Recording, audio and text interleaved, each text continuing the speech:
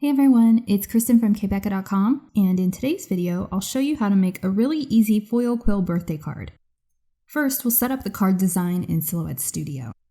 I have a blank file open here, and I'm using Silhouette Studio Designer Edition. And I'll go over to the far left menu to the drawing tools and choose the Draw a Rectangle option. Then I'll click and drag on the artboard to make a rectangle. Any size is fine here since we'll be resizing it to the correct size in the next step. While the rectangle is still selected, go over to the far right menu and open the Transform panel. Then click the second tab in the Open panel to open the Resize panel. Down in the Specify Dimensions area, make sure that the lock icon is unlocked so we can set the width and height of our rectangle independent of each other. I'll set the width to 3.75 inches and the height to 5 inches, then click the Apply button to resize the rectangle.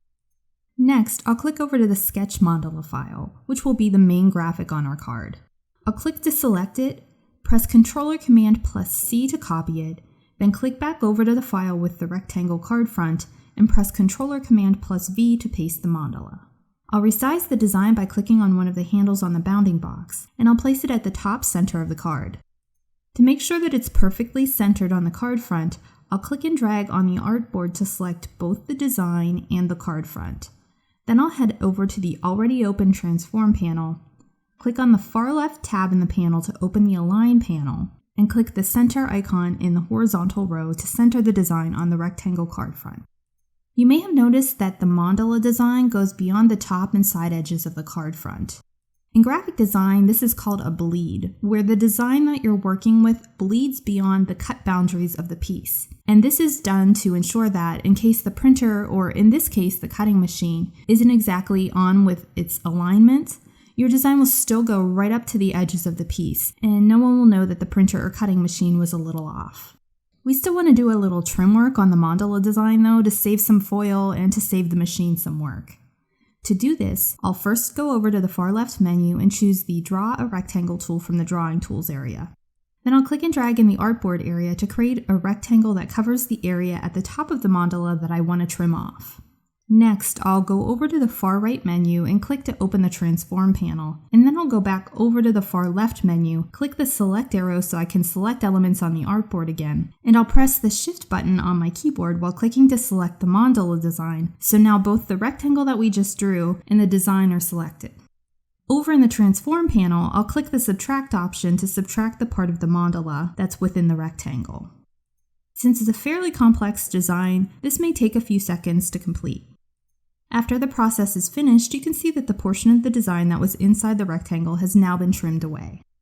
We'll repeat the Draw a Rectangle and Subtract process for the remaining two sides of the design. And when we're finished, we'll click and drag to select everything, and you'll notice that the Subtract process has created little separate pieces within the design that have their own little boxes around them. Press Shift and click on the rectangle card front to deselect it, and then press Ctrl+Command+G to group all of the pieces of the mandala together. I think that because the separate pieces of the design weren't grouped together when I did the first subtract action on the left side of the design, some portions of that area were not trimmed away. So I'll just do the subtract process a second time on that side to trim off the areas that were missed the first time around. Then I'll click and drag on the artboard again to select everything. Press Shift while clicking on the rectangle card front to deselect it, and press Ctrl+Command+G to group all of the pieces of the design together again. Next, we'll add the sentiment for our card.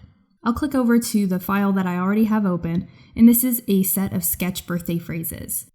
I'll select the group, then head up to the Object menu in the top menu area and click Ungroup from the drop-down to ungroup them into separate elements. We'll be using this happy birthday sentiment here, so I'll click to select it, then click Ctrl+Command+C to copy it, and click back over to our main file and press Ctrl+Command+V to paste it. Its default size is a little too large for our card front, so I'll click one of the corner handles on the bounding box and drag it inward to scale the sentiment down. Then I'll use the arrow buttons on my keyboard to nudge it around until I like where it's positioned. We're going to be foiling and cutting by line color, so we need to make sure that the cut lines in the design are a different color than the lines that will be foiled. I'll click to select the rectangle since that is the cut line portion of the design, and then I'll go over to the far right menu, click to open the Line Style panel, Then click the right tab with the colored lines and choose any color but red from the swatch options. I chose a shade of blue. If I wanted to, at this point I could copy the whole design multiple times on the page, and I could make up to 4 cards at once, which is a great option to have if you want to produce a bunch of cards fast. This would be best if you have a single larger sheet of foil to cover the page. But today I'm just going to stay with one of the designs per page and make the card in several different colorways. Now is a good time to save the file so you can use it again anytime you'd like to in the future. I remembered after I saved the file that it's easiest to remove the foil if you have the design toward the bottom of the page, so I grouped everything together and dragged it down to the bottom left of the page. Then I did a quick save of the file so the changes are saved. We're just about ready to send the file to our machine, so click the Send tab, then click the Line tab, and you'll see 2 rows. A blue row that represents the cut lines in the design, and the red row, which represents the lines that we'll be foiling with the foil quill. We'll be using the left tool on our machine for everything, so leave the tool number with the red circle for both rows. I have plain cardstock chosen as my material, and you can set it to whatever material you'll be using. For the blue row, the action is set to cut with the auto blade, and I adjusted the settings for the cardstock that I'll be using. Next, we'll select Sketch for the action in the red row, and the settings that I used for the foil quill for this project are a speed of 4, force of 5, and a single pass. We'll be foiling first, then cutting, so I'll uncheck the box in the blue row, and when I do this, the machine will ignore this row and only work with the portion of the design in the red row. Now let's head over to the machine to set things up over there. I have a fine tip foil quill loaded into the left tool holder on my Silhouette Cameo, and it's been heating up while we've been designing the card. I'll load a piece of My Favorite Things After Midnight cardstock onto a mat, then I'll cut a piece of Go Press and Foil blue-green iridescent foil large enough to cover the whole design. This brand of foil is one that I didn't test in my initial testing video a little while back, but a few of you highly recommended it, and I thank you for the recommendation because not only is this foil a great price at under $3 US a roll, but it gives excellent results with the foil quill and comes in a lot of very cool colors and finishes. It's also sometimes listed as Couture Creations foil, so if you're having a hard time finding it when searching for Go Press and Foil, searching Couture Creations might give you better results. After I cut the foil and taped it to the cardstock on all 4 sides, I'll remove the heat shield from under the foil quill and load the mat into the machine. Then I'll head over to the computer and click Send in the Silhouette Studio software to send the design to the machine. This design took about 6 minutes to foil, which is pretty quick. And remember, I mentioned earlier that you could have done 4 card fronts on a single piece of cardstock, so it would be less than half an hour to foil all 4. When the machine is finished with the foil portion of the design, it will do a carriage return, and I'll remove one piece of tape so I can look under the foil sheet to see the results. And this looks great, so I'll remove the rest of the tape in the foil sheet. Next, I'll unplug the foil quill and remove it from the tool holder. Then I'll place the auto blade in the holder, head over to the computer, and in the software I'll uncheck the box for the red row and check the box for the blue row, so this time the machine will only work with the cut lines and will ignore the foil lines. Click the Send button to send the file to the machine.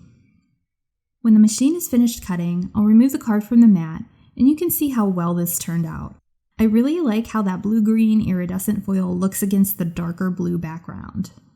To finish the card, I'll add some strips of 3D foam tape to the back of the card front, peel off the protective paper, center the card front on a top-folding A2 size card base that was cut from the same cardstock, and press in place to adhere. If you'll be mailing your card and don't want to have the dimension that the foam tape adds, you can always just use regular double-sided adhesive. I wanted to see how this design would look if I used different colors of foil and different cardstock colors, and I'm really happy with how everything turned out. First, we have the card that we just made, which is the blue-green iridescent foil on the darker blue cardstock. Then I made one with the My Favorite Things Insulation Pink cardstock, which is one of my favorite cardstock colors, and the We Are Memory Keepers Foil Quill foil in Rose, which is a lighter pink. The next one is on Nina Desert Storm cardstock with Spellbinder's Glimmer foil in copper. And finally is Gina K. Black Onyx cardstock with the We Are Memory Keepers Foil Quill foil in gold. I used the same settings in Silhouette Studio for all of the cards, and the results with all of the foil and cardstock brands were excellent. Once you set up the design in Silhouette Studio, which took about 20 minutes or so, these cards are really quick to make for foil quill designs. Only about 15 minutes per card, which includes foiling, cutting, and assembly.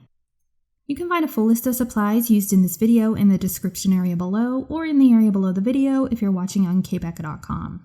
I hope that this video was helpful for you, and if you'd like to see more foil quill card making projects, please give the video a thumbs up and consider subscribing to my channel. Thanks for watching, and I hope you'll tune in again soon.